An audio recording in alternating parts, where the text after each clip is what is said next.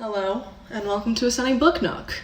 This is a swiftie space. This is a swiftie space, a Gaylor community, a Taylor Swift fan club, and if you did not know that already, now you know.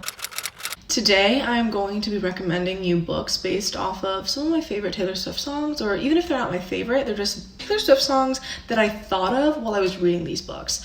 I know that Bar in the Bookcase did a video that I just now watched that was recommending 3 books per each Taylor Swift album, and I really liked his video. I thought it was delightful, and he's a Reputation stan, as many gay Swifties are. I think that makes a lot of sense. If you're gay and a Swiftie, I made a TikTok about this just now actually. If you're gay and a Swiftie, you will go through a Reputation phase. And maybe that phase will be forever and that will be your forever favorite album. Or maybe it will just be like a moment for you. And like, I've definitely had that moment.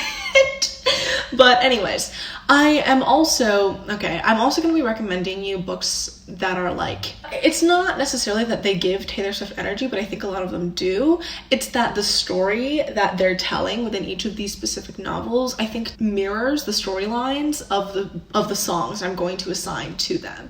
I don't know, should I do songs first or the book title first? I think I'll do songs first. Most of the books have more than one song attached to them because books are like, they're long form media, you know, they're long form storytelling, and songs are very short. Obviously, they're like 3 to 4 minutes long usually.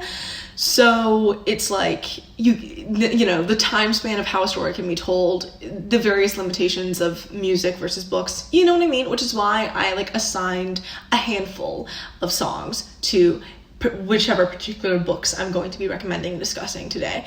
Additionally, I have a confession to make to all of my fellow book nerd, Swiftie type people on the internet, and that is that I am a post-1989 Swiftie. I'm sorry, like I'm like a 1989 stan, like I love that album, it's her most successful album for a reason, I think, but like because I'm a pop girl, like I love pop music. Call me a bimbo or whatever, I guess. But I love pop music. I love alternative music, which is why obviously I love Folklore and Evermore a lot. But 1989, I just think is such a spectacular album. And I just love all the work that she's put out since then. Red, I'm like a little bit more familiar with, but it's not like an album that I would listen to on shuffle the way I would with any of her other albums, 1989 forward. And like I get more and more increasingly unfamiliar with like Speak Now, Fearless debut. Like I'll recognize some of the hit songs off of them, but I just like I can't sing the entire album cover to cover the way I can for like all her other albums, 1989 and forward. So I'm really sorry, that's my confession I have to make. Most of these songs I'm going to be recommending in conjunction with these books are going to be mostly 1989, Reputation, Lover, Folklore, Evermore. So yeah.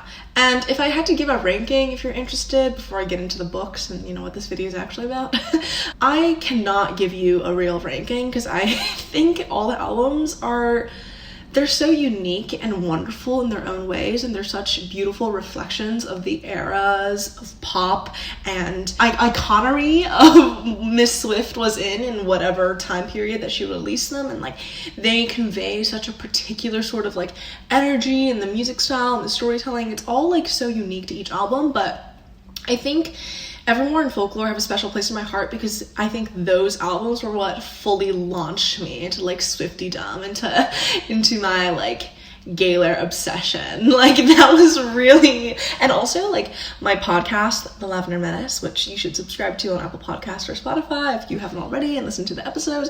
We talk about Taylor Swift in basically like every other episode. We have to mention her at least once in every episode because we're both Swifties, me and my co-host. Yes, we discuss her music at length, and if you listen to my podcast, you'll know the love that we have, how our love lasts so long for Folklore and Evermore. But Lover is just something, like, I love that era so much. I think, like, it was just kind of camp, I think. I think it was just so fun, and, like, what is so refreshing in that album, there's so many songs on that album that I'm truly obsessed with.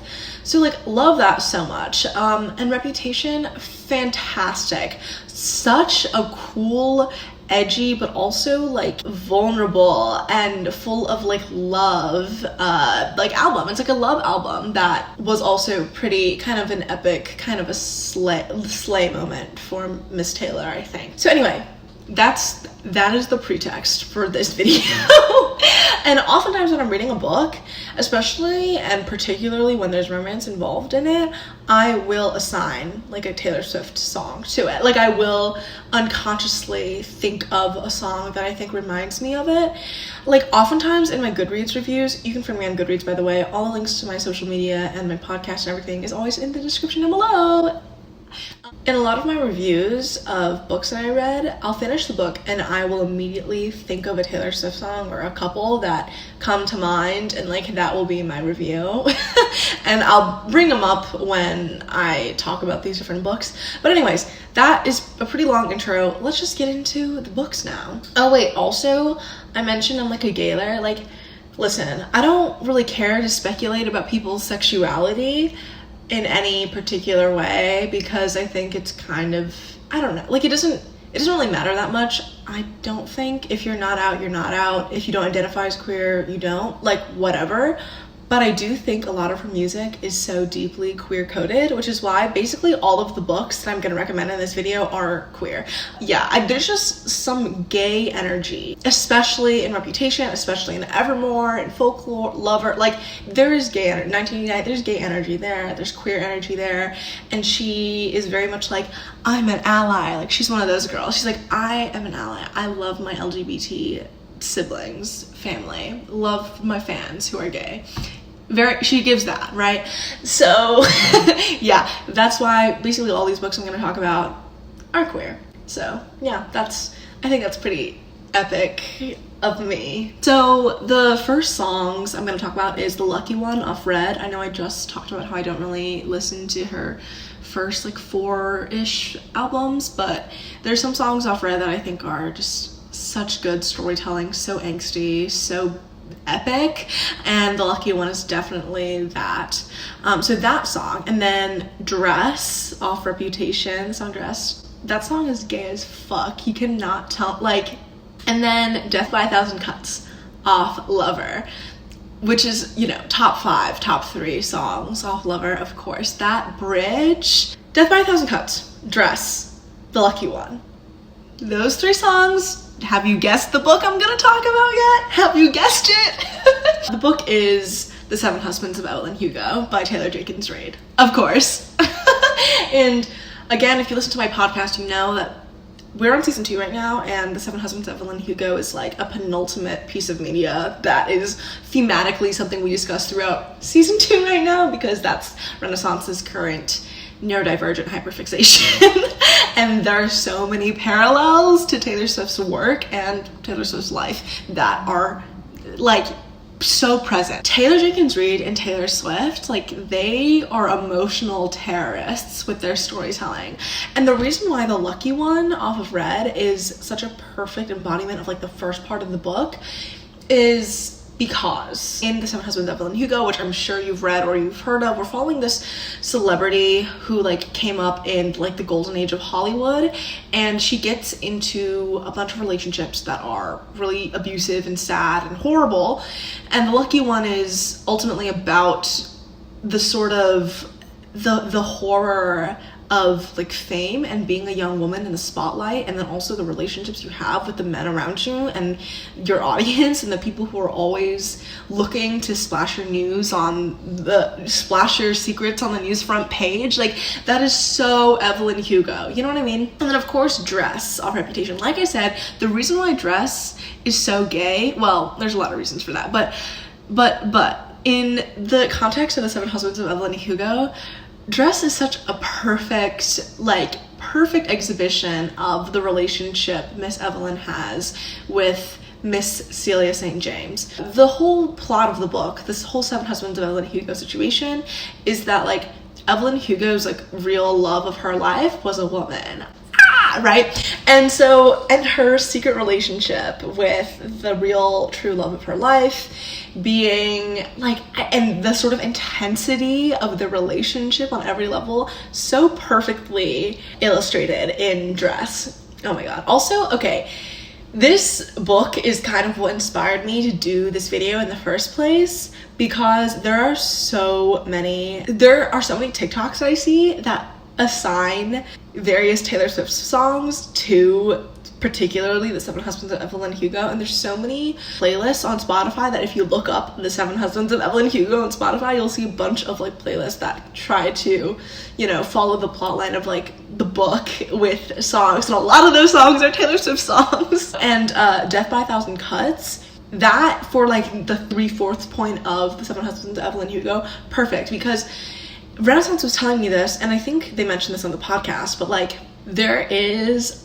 a name drop, well, not like word for word, Taylor Jenkins Reid writes Death by a Thousand Cuts, like something felt like Death by a Thousand Cuts. And like Renaissance was telling me how when they were reading Seven Husbands of Evelyn Hugo, they were listening to one of those Spotify playlists, and Death by a Thousand Cuts by Taylor Swift came on when, like, as she was reading that part, which I thought was incredible. But anyways, Death by a Thousand Cuts does such a perfect job, I think, of like encapsulating heartbreak, like true heartbreak, and the idea that like if we're done, then why do I still feel like this just it's hurting me so much? Oh my god. So sad, beautiful, tragic, you know what I mean? So that's the first song book association I'm gonna be giving to you today. Let's move on to the second one. So the second songs I'm going to be talking about are off of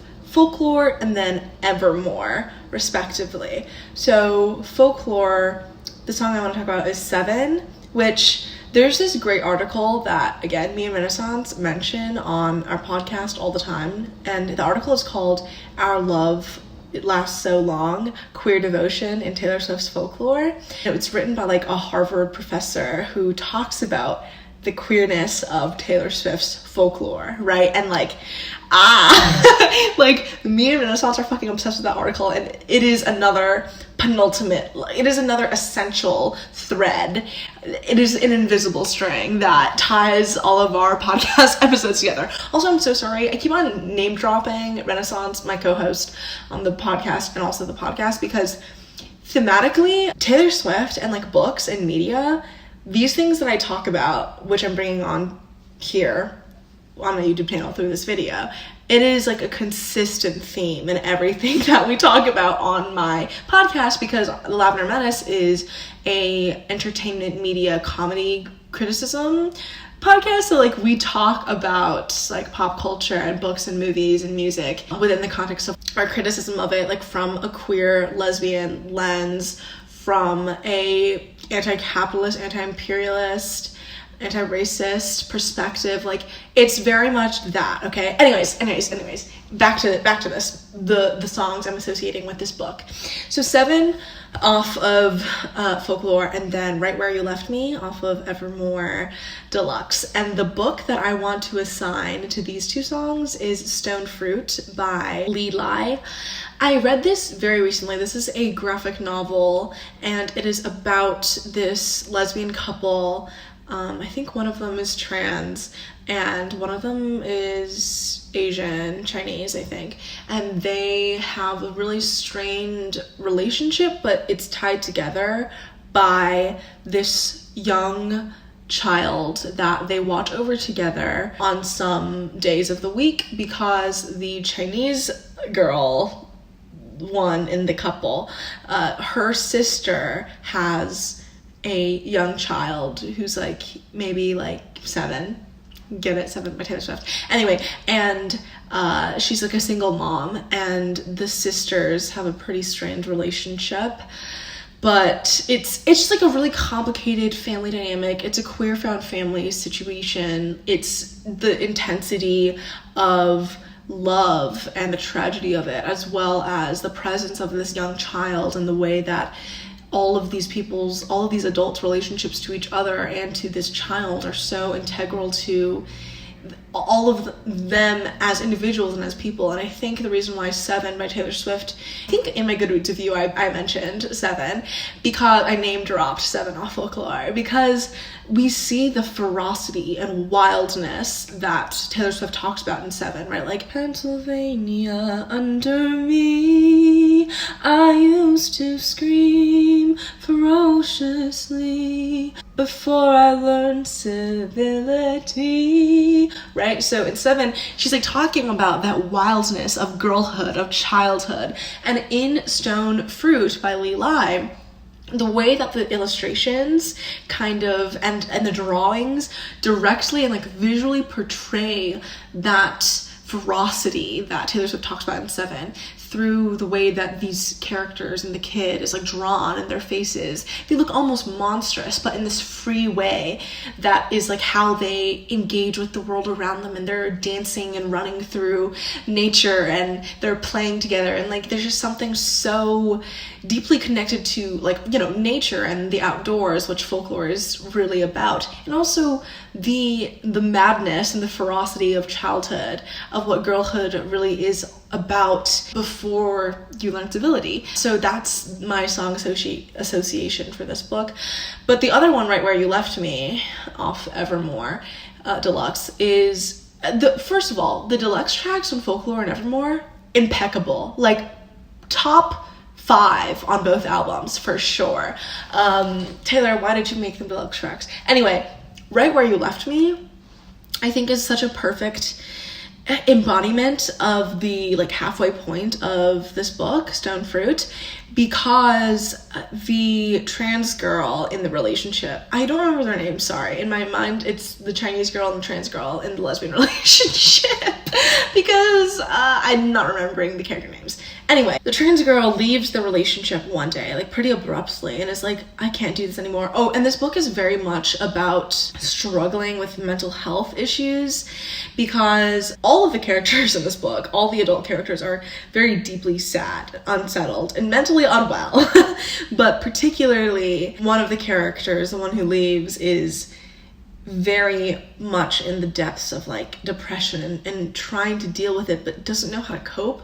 And so she leaves the relationship, and the person that she leaves this relationship with is now stuck right where you left me. It is, I think that song is so sorrowful, and I said that so weirdly. It's so sorrowful and tragic in a really deep, unalterable, inexplainable way that I think this book encompasses so well. The next songs and book I'm going to be talking about are Ivy, again off Evermore. I think Evermore has such a special place in my heart because it's so special in so many ways. Like, it's the first time that Taylor Swift has really extended an era for more than one album, and it was a surprise album in the way Folklore was as well. And it is so queer. It is such a queer album, and particularly Ivy. That's a gay song. You can't tell me otherwise. Ivy, and then the other song that I associate with this book is Love Story off of Fearless, Taylor's version, of course. And this book is Byronie and Roses by T. Kingfisher. And actually, I don't think this book is queer. Well, it's queer-coded, I think, because first of all, a lot of fairy tales are, in my mind, and also this is a retelling of Beauty and the Beast, as you could probably tell from the cover and also the title of this book. And I think there is something inherently queer in that. And I also think it's because I'm influenced in thinking that way because of Angela Carter, of course, and her retelling of Beauty and the Beast, where it is a queer story. Anyway, that is a whole other topic, but Ivy and Love Story, these two songs really reminded me of Byronie and Roses by T. Kingfisher, because our main character in Byronie and Roses, Byronie, is a gardener. She is very much someone who takes care of plants, and that is her lifeblood. She then has to, like, you know, the story of Beauty and the Beast, she then has to live with this beast because of this curse. But in this retelling, I thought this retelling was so good because there are so many fantasy retellings of Beauty and the Beast, and most of them are like trash, but honestly this was really solid, I think, because the Beast is, as a character, not like ferocious in any way. In fact, he is a victim in this story, and it's very clear right off the bat. Like, Byronie like does not take anyone's shit, but the reason why I think Ivy is such a beautiful representation on a musical level of this book is that the way that the love blossoms between our two main characters, it is so gradual, but it is like that the imagery that Taylor Swift writes about in Ivy, where the spirit meets the bone and the faith forgotten land, your ivy grows and now I'm covered in you. Like, those lines are such visceral depictions, I think, of what is really going on within the love story of Byronie and Roses. And the reason why love story is also included in the mix here is because I think that because it's like a fairy tale, right, and it's a retelling, love story as a song is also a retelling of like Romeo and Juliet, who are name dropped within the song, and it's like this tragic love story about going against your family's desires. And I think there is an element of that in Byronie and Roses, and the intensity and the passion of the love that kind of build up to that point. But it's really beautiful, and I don't know, I thought these two songs it kind of gave me those vibes when I was reading this book. Sorry, had to maneuver around a little bit because the lighting shifted. The next few songs I'm going to be talking about, these two songs are both off of Lover, which I think is really perfect for the book I'm going to be talking about in relation to them, and that is False God and Miss Americana and the Heartbreak Prince.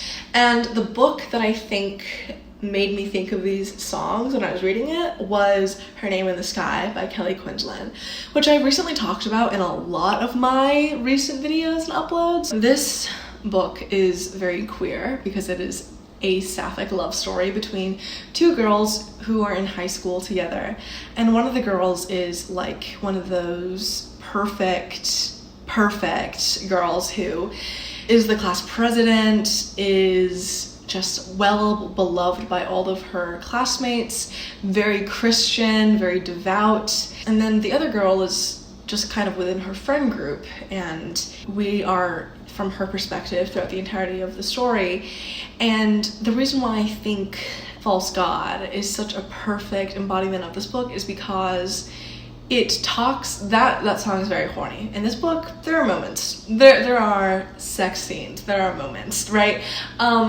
So it's that, but it's also that in Her Name in the Sky, I talked about this in my video about religion and dealing with coming of age and sexuality and the crisis of those two identities coming in on crossways. And I feel like False God by Taylor Swift is such a shift from her good Christian girl background of her country roots into that sort of like horny, making God metaphors for like sex. And I just think this book is such a beautiful embodiment of that. And also False God is like a love song, and it's about how like we were crazy to think that this could work, and the ocean separating us.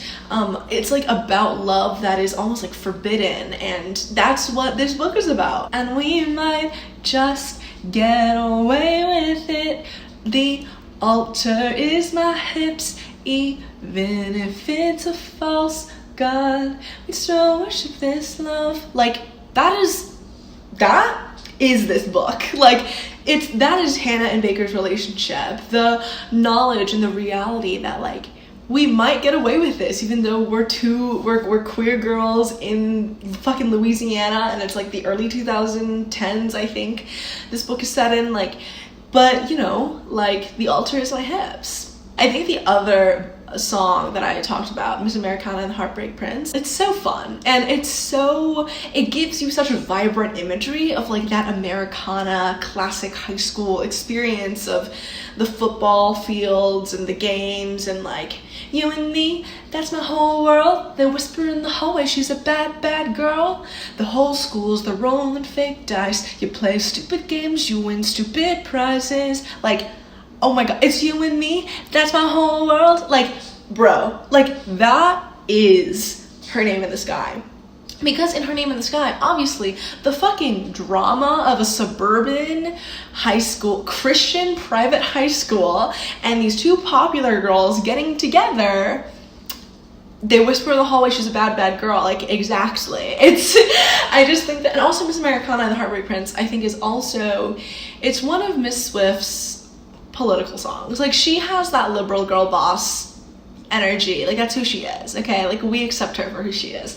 And like, it's really about that. And because Her Name in the Sky really grapples with and against that reactionary, like, Christian right-wing, like, hatred of, like, queerness. Yeah, that's what this book, that's one of the major conflicts of this book.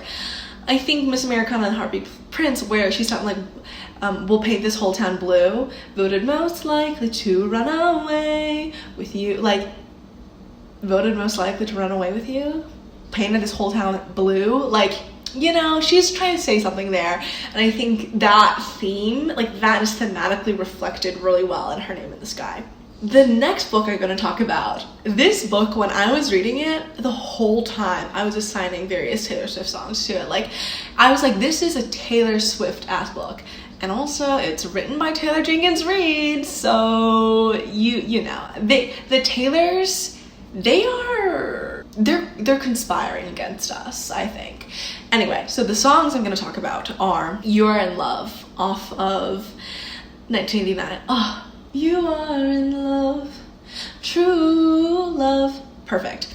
And then I Knew You Were Trouble off Red, a pop classic. And then Clean off 1989 again. Clean is such, gosh, that song, if it was a single, I know people have, other Swifties have talked about this, particularly on TikTok, but like, that single would have changed the landscape of pop music as we knew it if it was a single. That song, I meant, Clean, because the production was like so low key, but it was also so like, it was like a ballad, but like not, perfect. Anyway, so Clean, and then Ready for It off of Reputation. Oh, yeah, yes. And then Mirror Ball off of Folklore. And then Cruel Summer off of Lover. Also one of the top 3 off Lover for sure. And We Are Never Ever Getting Back Together off Red. So a huge range of songs, and they're all dramatic as fuck, they're all romantic as fuck, and they are Malibu Rising by Taylor Jenkins Reid. Because when I was reading Malibu Rising, which I listened to on audiobook through the ALC program through Libro FM, this book put me through it, and it was dramatic and incredible. But the reason why You Are in Love, perfect for the beginning of this book, is because we're following all these siblings, and they're all in various situationships, relationships, breakups, whatever, and one of the characters is very much You Are in Love, like he's giving obsessed head over heels, right?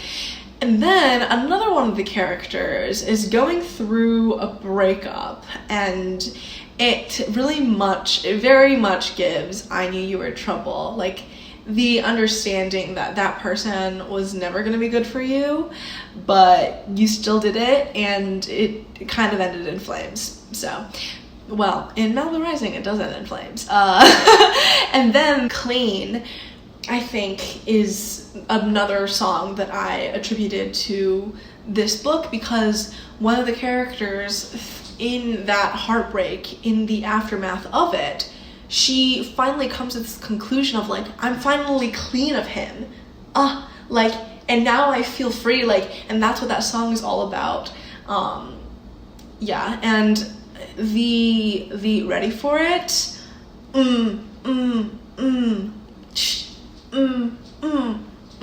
knew he was a killer, first time that I saw him, wonder how many hearts he had left and left haunted. Oh my god, that's a fucking killer opener to an album.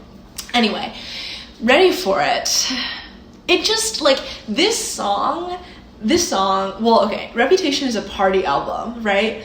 It goes hard.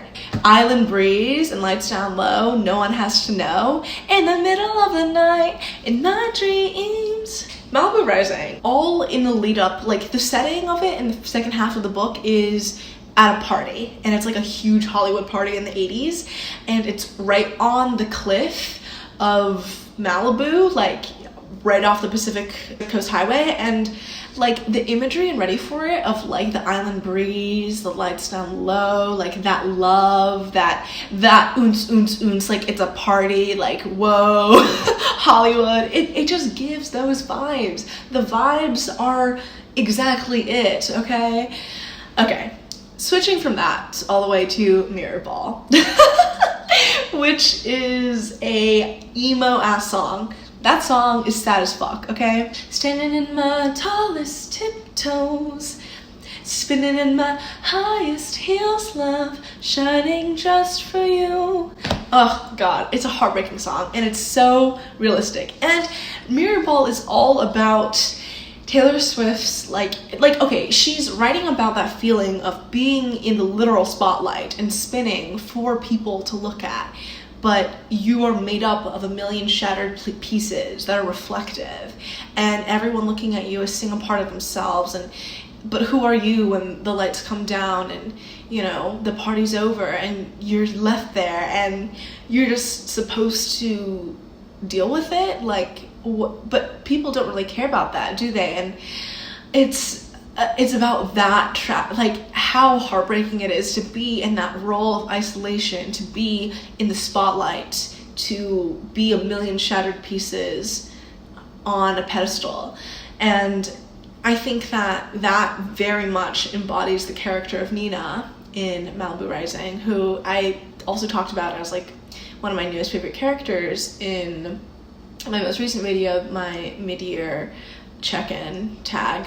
Nina is a supermodel. She is a surfer supermodel. She's super hot. She has a hot shit tennis player pro husband who cheated on her, and like that's another plot of the story. But she is also the oldest sibling, and she has gotten her family and her siblings through some hard fucking times after she was the one who found her mother drowned in the bathtub in their house, and she was the one who had to drop out of high school and to take care of her siblings as they were still growing up, and take care of the restaurant that her mother, you know, like left to her from her parents.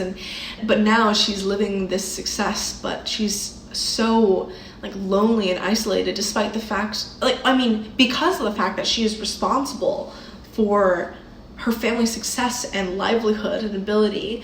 And she literally is standing in her she's standing in her highest heels, shining just for you. Like in the party scenes when she's getting ready to go out and everyone is interacting with her, like, ooh, what skincare do you use? Like, wow, you look so beautiful. Like, and all the way that the men treat her like she is an object, like a piece of meat, because she happens to be a swimsuit model and very famous at that. She's still, like, as a character, she has this deep sense of removal from herself, her body, her imagery, because it's, like, she says this repeatedly throughout the book, it's her family's cash cow. It's why she can be a millionaire and why her family can be comfortable. It's because she's able to sell pictures of her ass, as she says. There's something so deeply, like, sad within the song Mirrorball in how it encapsulates Nina Riva's role and identity as this oldest sister who is super famous but never asks for it, and whom everyone wants something of, but she is just a mirrorball. And I'm still a believer, but I don't know why. I've never been a natural. All I do is try. Oh my god. That is literally Nina, because all her life, all she does is try. And she's not a natural at being a celebrity. She's not a natural at being cool and sexy. Like, she doesn't care about that shit. All she's doing is trying to get people to no one has ever truly like seen her. Oh god. Anyway, Mirrorball, incredible song. Malibu Rising and Nina Riva as a character, perfect pairing. Okay, next song. We Are Never Getting Back Together, within the context of Malibu Rising. Nina Riva, again, she comes to this conclusion where she finds a strength within herself to tell her deadbeat father, first of all, like at the very end of the book, sorry, spoilers, and also her shitty ex-husband, well, going to be ex-husband. Like, we're never getting back together. I don't give a shit. Like, I don't give a fuck. I don't care. You suck. And you suck. Bye. Like, once she gets to that point, I was like, yes! It gave me that liberating freedom, pop, dance energy that we're never getting back together. Never ever getting back together, but Taylor Swift gives me. So, that's a wrap on the Malibu Rising section of this video. The next songs I'm gonna be talking about are Nobody No Crime featuring the Haim sisters off fucking Evermore. Oh, so good. And then Mad Woman off of Folklore. The book that I associate with these two songs is Finley Donovan is Killing It by Ellie Cosimano. This is a thriller about a woman who is a romance suspense novelist, and she gets roped into killing people, becoming like a serial killer murderer, because someone that overhears her conversation with her editor at the Panera Bread is like, can you please kill my husband for me and I'll give you $50,000. And our main character, Finley Donovan, is like, yo, the fuck? Like, huh? But she's like, I really fucking need that $50,000 because she hasn't gotten her check. She's working on her new book. She hasn't gotten money for her new book yet. She is trying to keep custody of her children because her husband, who cheated on her, left, but her husband is also still her landlord. Boo, fuck landlords. And he lives like down the street from her with the woman that he cheated on her with. Nobody No Crime is a perfect embodiment of this book. And I even mentioned it in my Goodreads review. Like, I think the first line of my Goodreads review for Finley Donovan is Killing It is Nobody No Crime feat. The Haim Sisters by Taylor Swift, because it really much is that. It's about killing the husbands of other women and getting away with it. Or thinking you do, or, not to spoil anything. And the reason why, it's pretty obvious why I think that. Mad Woman. Why Mad Woman? Mad Woman is all about how women are seen as crazy when they speak out about anything, when they don't just sit back and take it. And Finley Donovan is Killing It. Our main character, is in that moment of rebellion in her murders, and also in the way that she has to interact with her ex-husband. A line in Mad Woman is like, what did you think I'd say to that? Does a scorpion sting while fighting back? It strikes to kill, and you know I will. Yeah, exactly. And also, in Mad Woman, there's a line that, which, by the way, okay, Scooter Braun and Taylor Swift. Scooter Braun divorcing Yale, whatever the fuck, who okay, here's some tea. Here's some Swiftie tea. Swiftie, one may say. Something that was leaked to the press, despite the PR campaign to keep it hush-hush. Yale, what's-her-face, the wife of Scooter Braun, who, if you don't know, fucked over Taylor Swift by not giving her master recording copies of all the albums that she's recorded up until Reputation, which is why she's re-recording her albums. Yes, her girl boss slay queen. So basically Scooter Braun did that, and Yale, his wife, at like a Kamala Harris presidential campaign fundraising dinner, Yale called Taylor Swift a stupid dyke. Like, isn't that crazy? There's minimal like reports on this because obviously Miss Taylor's publicist is like, trying to not rile up the drama around all of this, and like there's a whole like tabloid situation. But I think that is so funny because now Yale and Scooter are getting divorced, and it's because Scooter is a fucking cheater. He's a man. He's awful. And in Mad Woman, there's a line that's like, Master of Spins has a couple side flings. Good wives always know. She should be mad. She'd be scathing like me. But no one likes a mad woman. Right?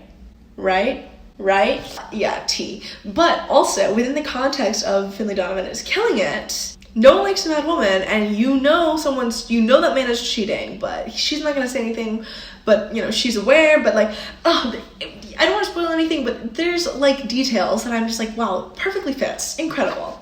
Okay, anyway, next song I want to talk about. This is just a one song, one book situation. The other ones I've associated 2 songs with one book, 4 songs, 5 songs with one book, but this one is just one, and that is I Did Something Bad off of Reputation.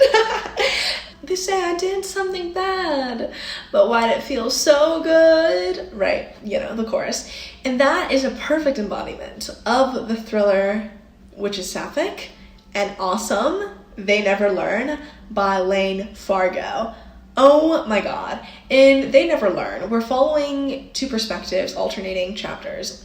A professor named Scarlett and a college freshman named Carly. Scarlett is a serial killer, but no one knows. It's her secret, obviously. Because every year she picks out one guy on the college campus who is known for being an abuser, a rapist, a creep, and murders him, but you know, no one, it seems like an accident. And Carly is a college freshman who is getting into this weird homoerotic close friendship with this girl who gets raped at a party. And these stories kind of cross over at some point, obviously. It's a thriller, it's a book, it's a novel. The reason why I Did Something Bad is, I think, a perfect representation of this whole book is that Scarlett knows that her murdering of people, it's like, you know, she's murdering people. It's murder, and she gets away with it. But it feels so good, because she is doing what's right? But also, I Did Something Bad, like all of the rest of Reputation, it's a love song. It's about, like, love. And They Never Learn is also about love at the end of the day. It's about the love that women have for each other. And Reputation is a sapphic album. So, yeah, exactly. Next songs I'm going to talk about is Gorgeous, again off of Reputation, and then Wonderland off of 1989 Deluxe. Both love songs, but like, Wonderland is kind of a tragic love song. The book I'm associating with this is a young adult, fantasy-ish novel, The Extraordinaries by T.J. Klune. And this is also a queer book. Our main character, he is obsessed with the superhero, because in the world that we live in, there are superheroes. He's obsessed with this one superhero, and who always fights a supervillain.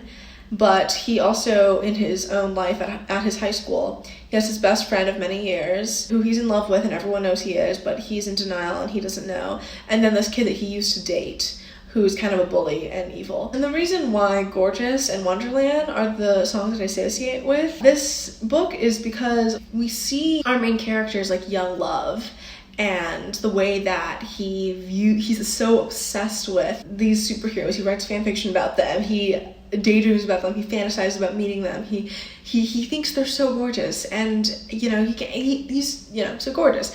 But in Wonderland, we see kind of, you know, that reality of like, we found Wonderland, like, you know, we got together, we're in a relationship, but like, you and I got lost in it, and life was never worse, but it was never better.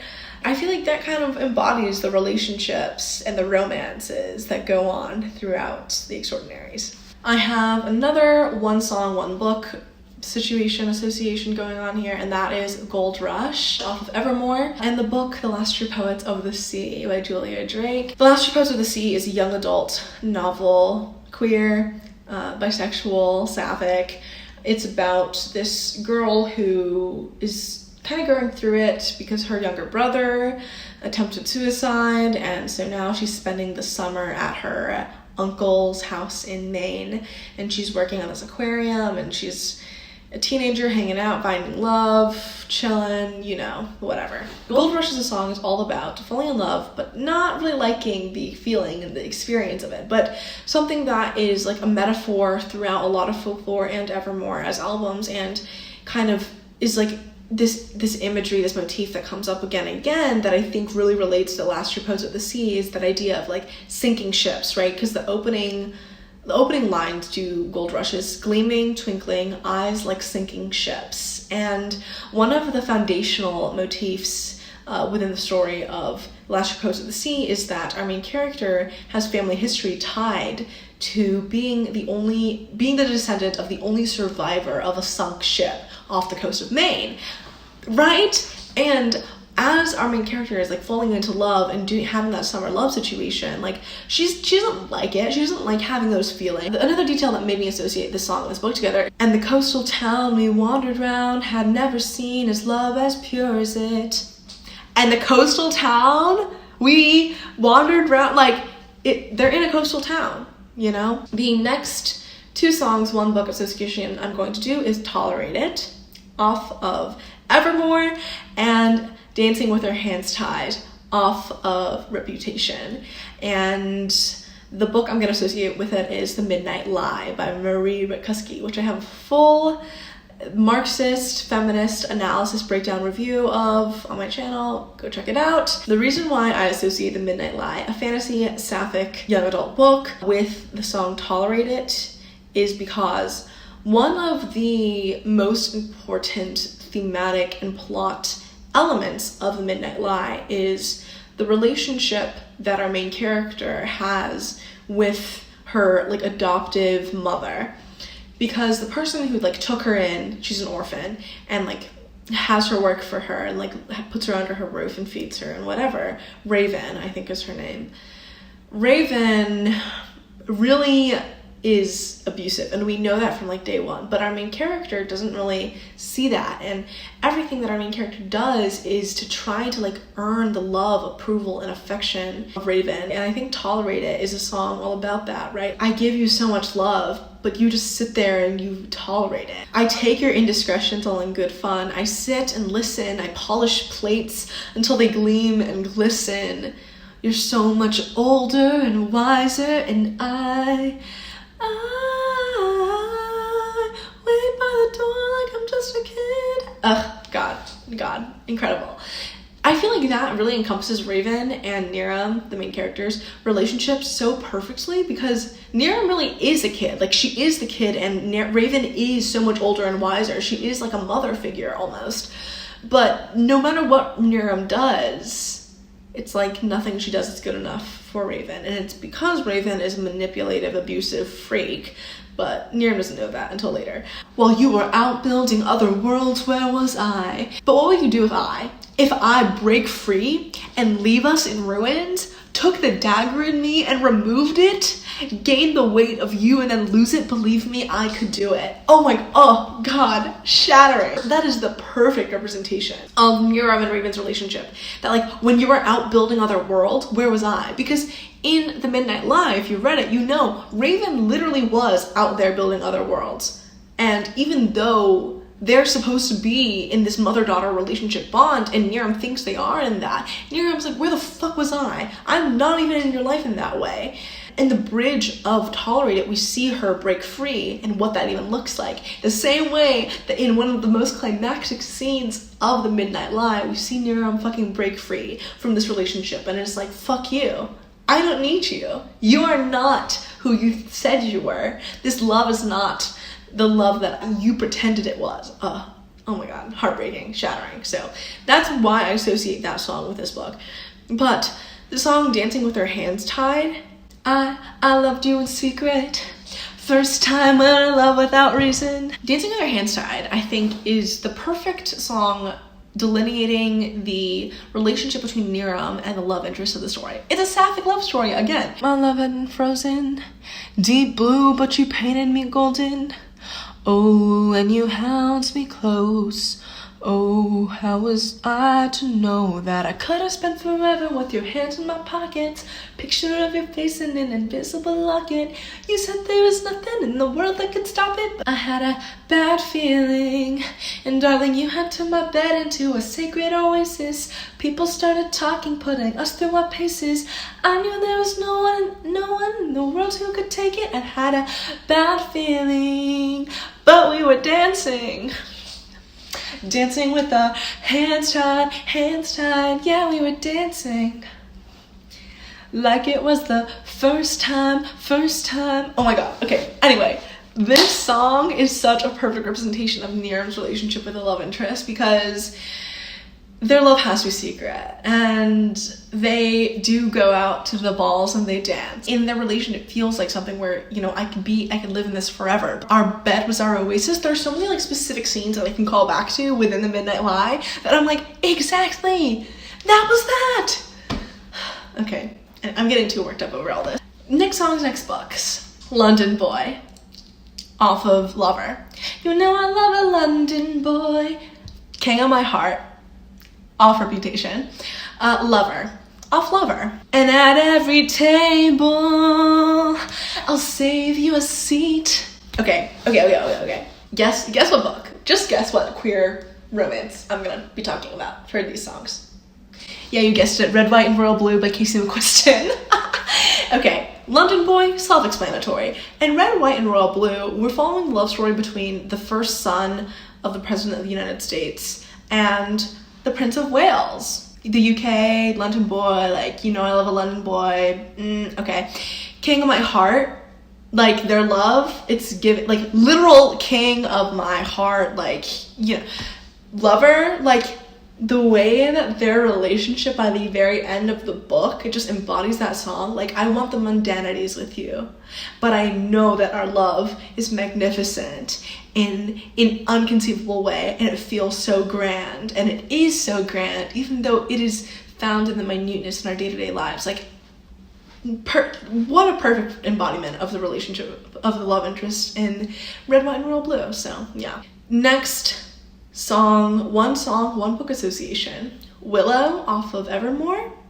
Cersei by Madeline Miller. Okay, you know Taylor Swift made a bunch of witchy edition remixes off Willow.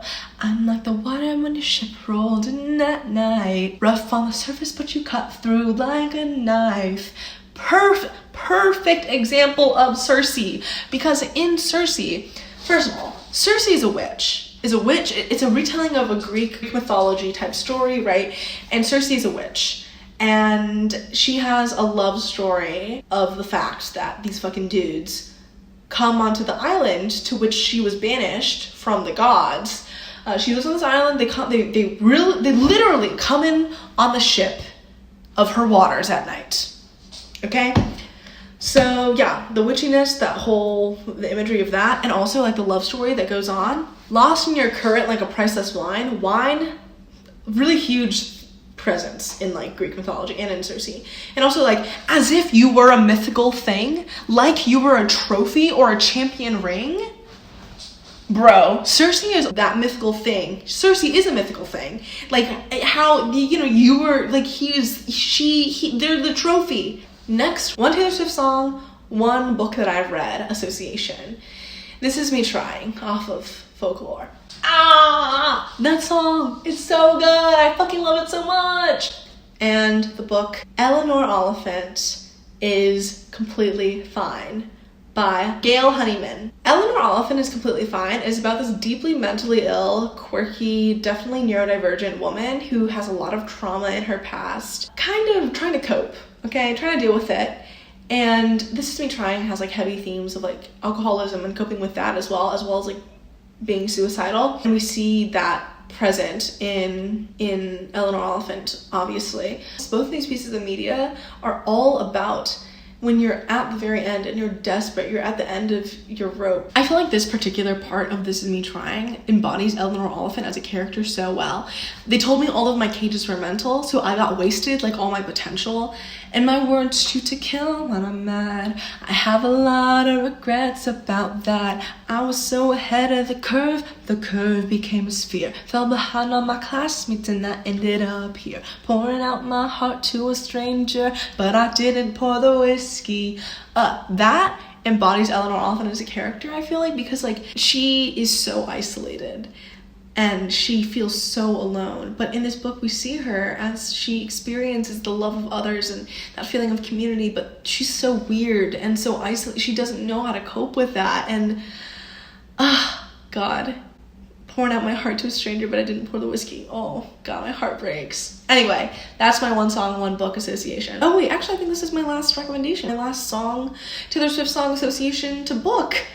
on my list. This video is so fucking goddamn long. I'm sorry, but also no, because I love to talk about Taylor Swift, books, Gaylerism, queerness, storytelling, you know all that. The songs I'm gonna associate with this book, I'm sorry in advance to you all. Peace, off of Folklore, obviously. Renegade, which is a recent single from Big Red Machine, which is a project that Taylor Swift worked on with one of her producers who helped her, who assisted her in writing Folklore. August, a perfect song, incredible, off of Folklore. And Cruel Summer.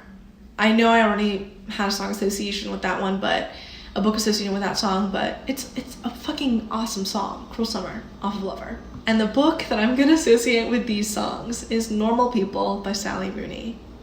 You know I was gonna say it.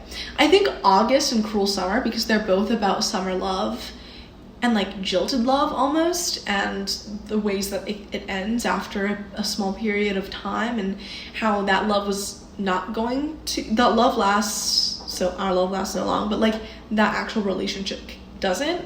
And that's what Normal People is all about, coming in and out of a relationship. That love is always there, but the reality of the relationship isn't always.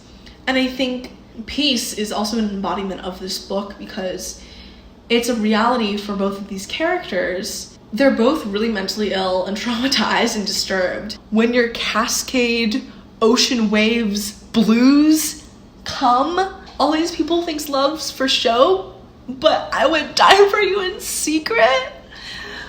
I'm a fire and I'll keep your brittle heart warm. That is this song is about what it's like to be mentally ill and traumatized and in a world that has so much coming your way, but in a relationship where you can never give them peace. I can never give you peace. You can never give them peace, but the love is so there. It's there and it's present and it's vital. God. I feel like the pinnacle of this is Renegade by Big Red Machine featuring Taylor Swift, who sings the whole goddamn song, by the way. Renegade, I think, oh god, that song is so fucking catchy, it's so good. And let all your damage me, and carry your baggage up my street, and make me your future history. It's time, you've come a long way, open the blinds, let me see your face. You wouldn't be the first renegade to need somebody. Is it insensitive for me to say, get your shit together so I can love you?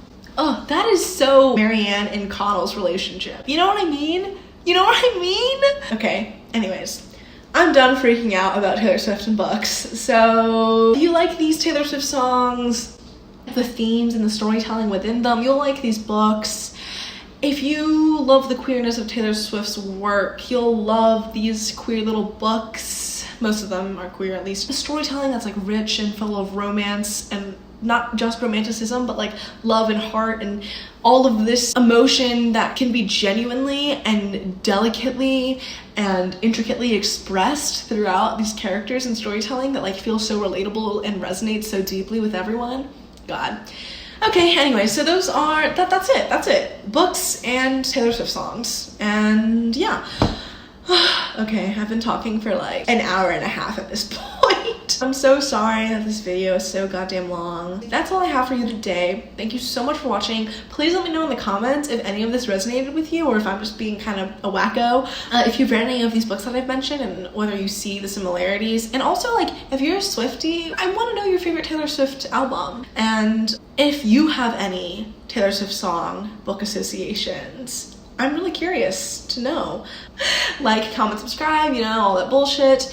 And I will see you in my next video. Bye!